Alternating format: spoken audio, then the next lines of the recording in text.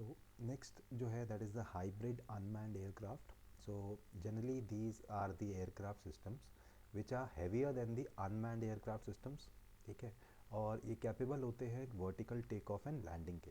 ठीक है, that is VTOL जिसे हम देखा है, जो कि वर्टिकली टेक ऑफ कर सकता है और लैंड कर सकता है.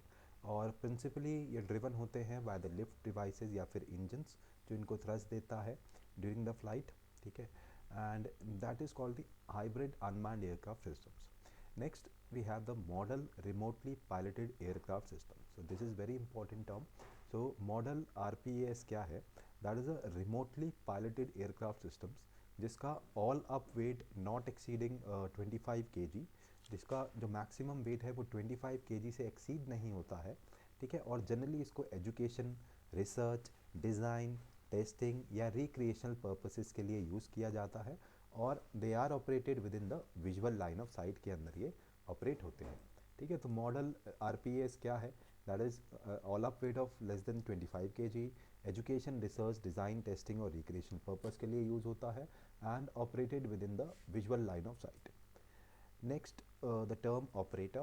So operator is generally a person who is engaged or in offering to engage in an operation involving the unmanned aircraft system.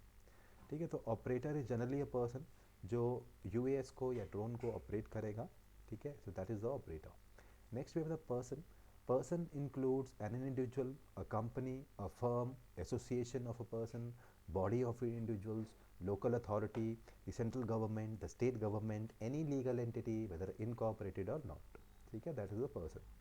Next we have the prototype unmanned aircraft system.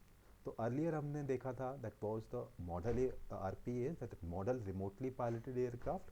Next आता है हमारा prototype unmanned aircraft system. ठीक है, so that is an UAS that is developed for the purpose of R&D, research and development या फिर obtaining the type certification के लिए उसको बनाया गया है. So that is called the prototype UAS. ठीक है, next we have the quality council of India. तो QCI क्या है? That is the autonomous body that is set up by the government of India with the association of industries in a public private partnership, and जिसका purpose है to establish and operate national accreditation structure and the promote quality. ठीक है, जिसका purpose है कि वो एक national एक्रीडिशन structure establish करे और क्वालिटी को प्रमोट करे. So that is the purpose of the QCI. No next आता है remote pilot. So remote pilot is an individual that is charged by the operator with duties essential to operation of the unmanned aircraft system. ठीक है, तो एक operator के द्वारा एक person appoint किया जाता है जिसे हम रिमोट पायलट बोलते हैं, जिसका पर्पस होता है कि वो अनमैन्ड एयरक्राफ्ट को ऑपरेट करेगा, उसकी ड्यूटी उसके कंट्रोल्स को चेक करेगा और फ्लाई करेगा. ठीक है, so that is a remote pilot. Next we have the remote pilot license. So this is a license that is issued by the DG to any individual under the rule 34. Rule 34 के अंदर किसी भी individual को issue किया जाता है और ये DG के द्वारा दिया जाता है. ठीक है, सो नेक्स्ट आता है that is remote pilot station. So remote pilot station क्या है? So that is a component of the remote piloted aircraft जिसमें एक इक्विपमेंट होता है जो पायलट यूज़ करता है to pilot the remotely piloted aircraft. Remotely pilot aircraft को कंट्रोल करने के लिए या पायलट करने के लिए एक स्टेशन होता है that is called the remote pilot station. Next आता है remotely piloted aircraft. So remotely piloted aircraft means an unmanned aircraft system that is piloted from the remote pilot station. ठीक है, तो एयरक्राफ्ट रिमोट पायलट एयरक्राफ्ट क्या है? एक unmanned aircraft है जो कि पायलटेड होता है from this RPS that is the remote pilot station.